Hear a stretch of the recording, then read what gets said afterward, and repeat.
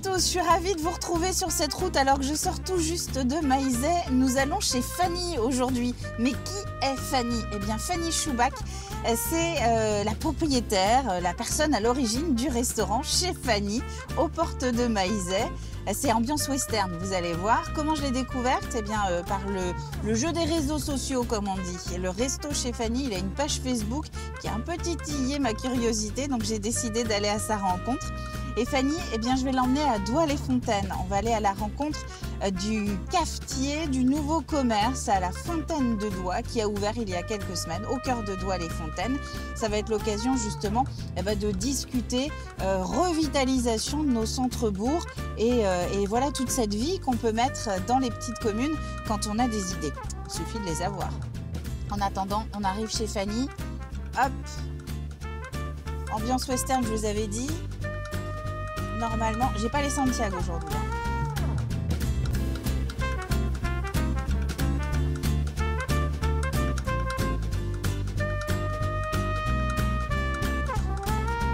Fanny, elle est là.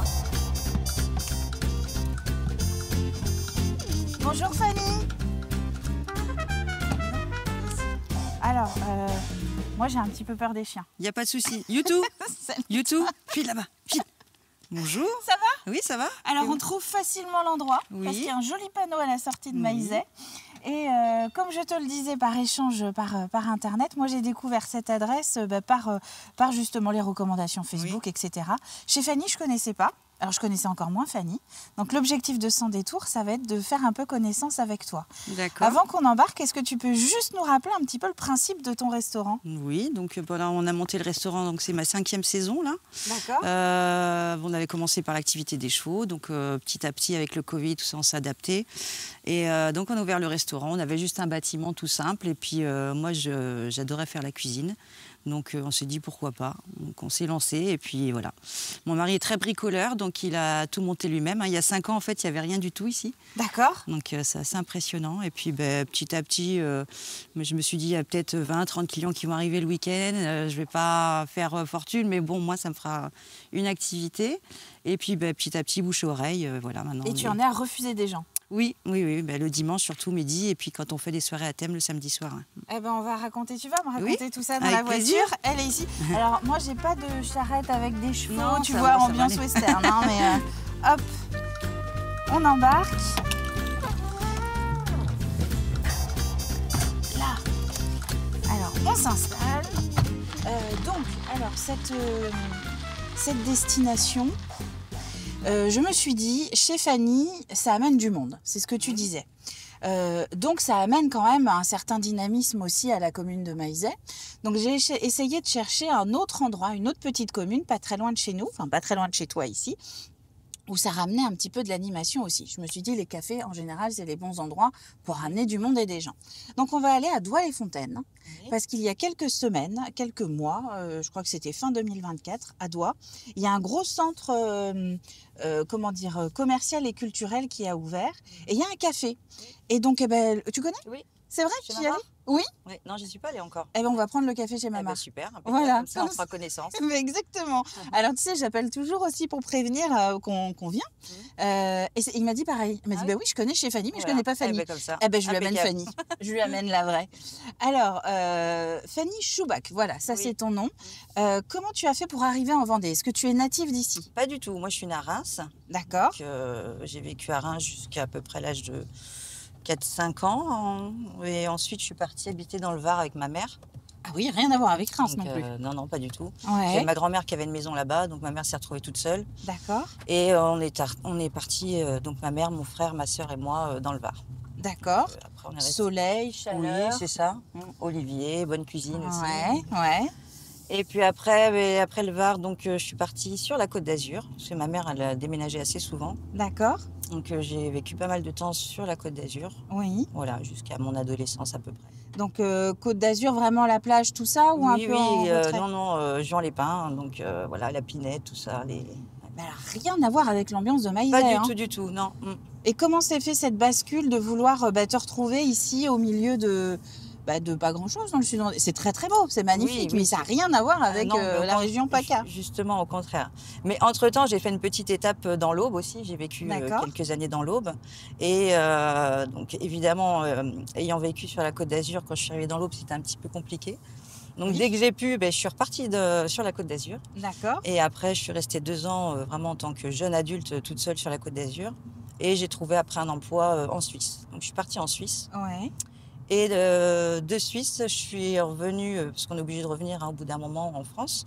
Donc je suis revenue et là, je suis allée à Paris et j'ai fait la connaissance d'une personne.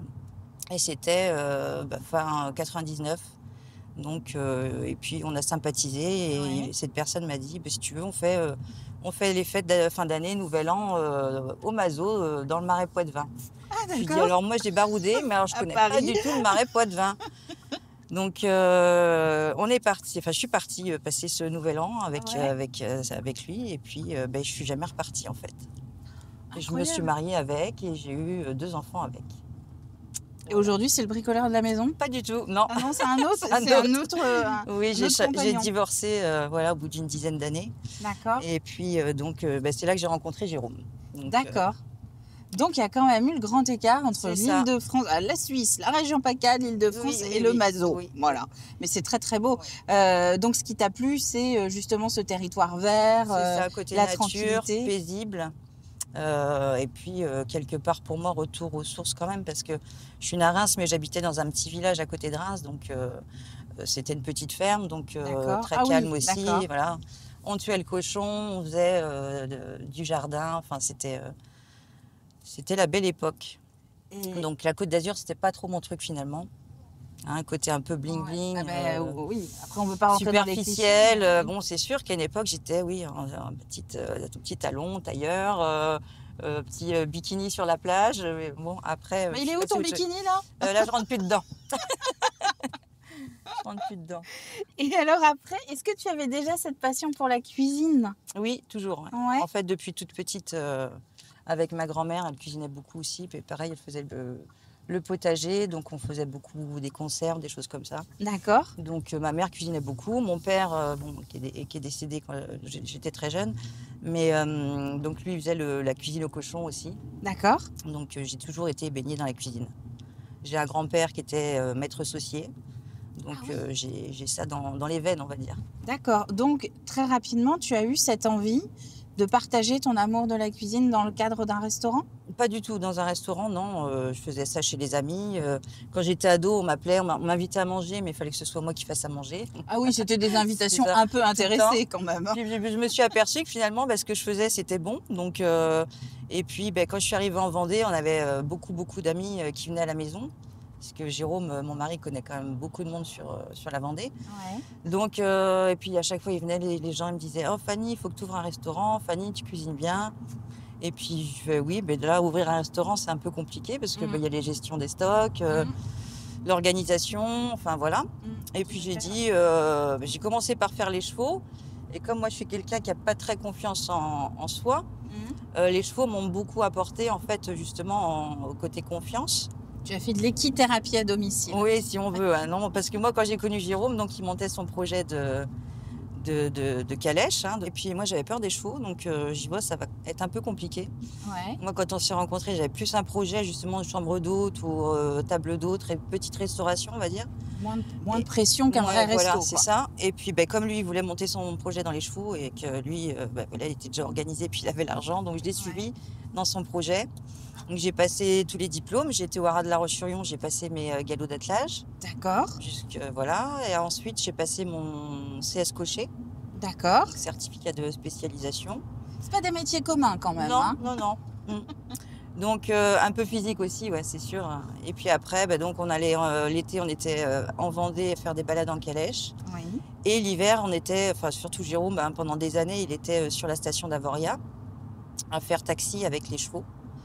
Donc, pendant que moi, je gardais les enfants, parce qu'on a 6 enfants quand même à tous les deux. Donc je gardais les enfants l'hiver et puis moi, je m'occupais des chevaux, on en a une 30aine. Et ensuite, on redémarrait, ils revenaient et puis on redémarrait la saison d'été tous les deux ici. D'accord. Et à un moment, c'est quand même un rythme qui est dur à tenir. Oui, c'est sûr. Donc, c'est présenté la possibilité de se poser, c'est ça, en Bah, Vendée. disons qu'avec le Covid, donc la station d'Avoria, c'est comme toutes les stations, hein, a fermé. Et du coup, on s'est retrouvés sans rien, sans activité, sans travail en prévision parce que tous les groupes étaient annulés. Et puis, moi, à cette époque-là, j'ai touché un petit héritage à un oncle qui est décédé. D'accord. Et vraiment un petit héritage. Et ça me payait ma cuisine, en fait. Comme on avait déjà le bâtiment, j'ai dit pourquoi pas. Je me paye un four, des fourneaux et puis une friteuse. Et puis, on va essayer de démarrer autre chose. Et puis, c'est parti comme ça. Et ça marche plutôt très bien. On en parlera après, là, quand on va arriver à destination. Je voulais juste voir avec toi. Alors, j'ai mis aussi de côté. Tu m'as parlé d'une petite chanson. Tu m'as parlé de Joe Dassin. Oui. Alors, notre ami Joe, pourquoi la chanson à toi? Alors, c'est pas vraiment à moi, c'est à nous. Ouais. C'est plutôt à Jérôme et à moi, puisque Ouais. c'est notre chanson de mariage. Ah, d'accord. Quand on s'est rencontrés, lui était très fan de Joe Dassin. Ouais, Donc d'ailleurs très fan des années 80 dans toutes les chansons. oui. Et puis on s'est mariés, c'était notre chanson de mariage. Et puis dans les paroles, dans le texte, dans plein de choses, ça nous ressemble un petit peu. Donc voilà, c'est pour ça. Tu te reconnais dans les paroles. Est-ce que C'est ça. lui, il se reconnaît aussi? Oui. Ouais. Oui. Alors, on va écouter ça en arrivant Toi, en même temps au café. à la façon que tu as d'être belle, à la façon que tu as d'être à moi, à tes mots tendres un peu artificiels, quelquefois, à toi, à la petite fille que tu étais, à celle que tu es encore souvent, à ton passé, à tes secrets, à tes anciens princes charmants, à la vie, à l'amour, à nos nuits, à nos jours, à l'éternel retour de la chance, à l'enfant qui viendra, qui nous ressemblera, qui sera à la fois toi et moi. Il y a un petit, donc un café là, on va aller voir. La Fontaine de Doigt, ça fait épicerie, dépôt de pain. Bref, en fait, l'idée, c'est de ramener, comme toi, un peu de l'animation dans le cœur de La Bourg. vie à la campagne. À Maizet, en plein hiver, en dehors, évidemment, du marché de Noël. Ouais. C'est comment?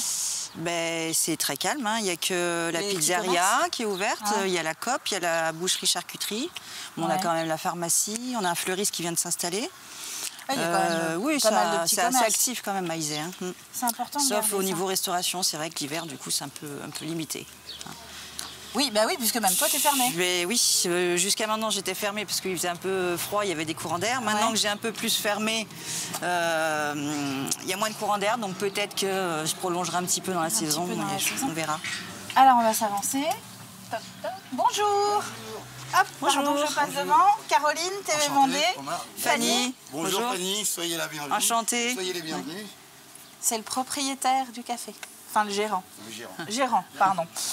On peut s'installer? Oui, bien sûr. Puis je vous on en va prendre un petit café. prie. Allez, avec plaisir. Hop. Alors, Fanny, tu veux te mettre où? Oh là, c'est haut ça.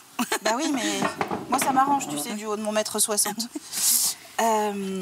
Oui, donc on va parler un petit peu de l'affluence quand même de chez Fanny. Oui. Ce qui est sympa, c'est que tu refuses du monde, c'est ce que tu me Oui, disais. oui, des fois je suis victime de mon succès, donc ça m'arrive de refuser du monde, oui, parce que après c'est manque de personnel aussi, hein, parce que j'ai une grande capacité d'accueil, mais le souci c'est un peu le personnel, donc il faut que ça suive, donc je préfère refuser du monde des fois et avoir un service correct et que les gens soient satisfaits plutôt que d'avoir des plaintes. Mais tu imaginais ça il y a 5 ans? Pas du tout, du tout. Ah non, non. Franchement, le projet, moi, je l'ai décidé un soir. Ça a pris 15 jours. J'ai fait les formations obligatoires pour ouvrir le restaurant. C'était en plein Covid, donc je l'ai fait de la maison, hein, par visio. Et puis ensuite, pendant ce temps-là, Jérôme m'a monté ma petite cuisine. Donc en un mois, on avait tout bouclé. Et donc j'ai décidé au mois de mai-juin d'ouvrir un restaurant. Et j'ai ouvert fin juillet. Alors, on a parlé des chevaux, on a parlé de l'installation à Maizet. J'aimerais savoir quand même pourquoi ce thème western. Est-ce que c'est le décor qui s'est imposé ou est-ce que c'est parce que vous êtes tous les deux fans? Non, c'était lié surtout au décor, aux chevaux. C'était un peu une continuité, disons, de la ferme. Donc, tu as développé ce filon quand on arrive, donc on a des tipis. Oui, il y avait déjà la roulotte, donc je me suis servi de la base de la roulotte. Le préau qui était en bois, bon, c'était un peu sympa. Après, donc, on n'avait pas trop d'argent, donc les bambous dans le marais, c'est assez facile à trouver. Donc, Jérôme m'a monté des tipis. Donc on pouvait manger en dessous. Après, merci beaucoup. Merci. Après, donc, des idées un peu farfelues avec des copains. J'ai dit, bah, tiens, maintenant, il manque un truc, là, il y a un trou. Donc, on va faire des mines d'or. Voilà. Bah oui, puis, les mines d'or de Maizet, c'est bien connu. Bien connu. Et donc, après ça a dû plaire en plus. Tout ce qui est thématique, un peu, ça attire aussi la clientèle. Et après, tu fais aussi de la musique, tu disais, enfin de l'ambiance musicale. Oui, bah alors tous les samedis soirs, en fait, en juillet-août, on fait venir des groupes, des orchestres ou des animateurs. Donc on fait des soirées à thème, donc avec des menus uniques dans ces cas-là. Donc les gens réservent à l'avance parce que c'est pareil, c'est pris assez rapidement. Donc, et après, hors saison, mai-juin, on en fait deux par mois à peu près. Et qui vient chez Fanny? Des gens, comment on appelle les gens de Maizet? Des Malacéens. Attends, oui. Je ne sais pas si vous le saviez. Donc, ce sont des Malacéens ou ça vient de plus loin? Alors, au début, en fait, c'était que des copains. Et puis après, petit à petit, au fur et à mesure du temps, à table, il n'y avait plus qu'une table de copains. Il y avait un copain dans la table, enfin sur la table, avec d'autres copains. Et puis après, je sortais de ma cuisine, parce que j'ai l'avantage d'avoir une cuisine ouverte, donc je vois mes clients, je peux aller sympathiser ou leur parler. Et là, j'arrive dans la salle et là, je dis, je connais plus personne en fait. Ah ben c'est la victoire. C'est ça. Ouais. Donc ça vient beaucoup des alentours, c'est la clientèle locale. Après, c'est ce que je préfère en fait, la clientèle locale aussi. Et qu'est-ce que tu voudrais, on va terminer là-dessus, qu'est-ce que tu voudrais comme développement à Fanny? Est-ce qu'il y a la place de faire encore plus ou est-ce que toi tu veux aussi peut-être mettre des limites à un moment pour garder la main, garder le contrôle? Là ça commence à devenir un peu, voilà, on dit qu'on a tous un seuil de capacité, là je pense que je l'ai atteint. Après développer, je ne sais plus trop quoi développer, parce qu'au point où on en est maintenant, on a déjà pas mal bossé. Ça fait du coup depuis 14 ans maintenant. Donc puis à mon âge, on va lever le pied un petit peu. Merci, au revoir. C'est physique, ça reste physique, la restauration, physique, tout même, ça. ouais. Et puis le décor aussi. Tu m'expliquais hors caméra que ne serait-ce que de marcher dans les graviers pour les serveuses et les serveurs, c'est compliqué, c'est plus physique que sur un lino. Oui, c'est sûr. Et puis Jérôme, il n'a plus rien à construire maintenant, donc il va falloir passer à autre chose. Lui, il a toujours des projets, certainement, mais on verra plus tard. Donc toi, tu vas rester chez Fanny. Oui. Le développer, accueillir en tout cas. Continuer continuer et Maizet, tu t'y vois encore un bon petit bout de temps. Oui. Les enfants, la grande fratrie que vous avez aujourd'hui, elle se projette un peu sur place ou Alors, ils sont tous passés au restaurant. J'ai tous fait des contrats. Ils ont tous eu des contrats saisonniers à la maison, les uns après les autres. Il ne reste plus que le petit dernier qui a 12 ans, mais il aime bien filer un petit coup de main de temps en temps. Mais les autres, non, ils ont fait une année, ça va, ça leur a suffi. Une année avec belle-maman ou une année avec maman, en général, ça calme tout le monde. Oui, une saison. Ouais. Ils sont partis faire autre chose. C'est ça. En tout cas, merci beaucoup Fanny. Mais merci à toi. Je suis ravie vraiment d'avoir enfin découvert la Fanny de chez Fanny. Je suis pas la même que sur la pancarte. C'est un peu de la publicité mensongère. Bon, en même temps, on vient pour manger, on vient pour s'amuser. C'est ça, exactement. Et qu'est-ce que tu penses mettre à ta carte? Tiens, s'il y a un petit aperçu là Ouais, j'ai travaillé tous les hivers. Je regarde beaucoup. Je passe mon temps en fait à regarder des nouvelles recettes. Oui. Bon, après, je reviens toujours au traditionnel parce que les gens, c'est ce qu'ils aiment.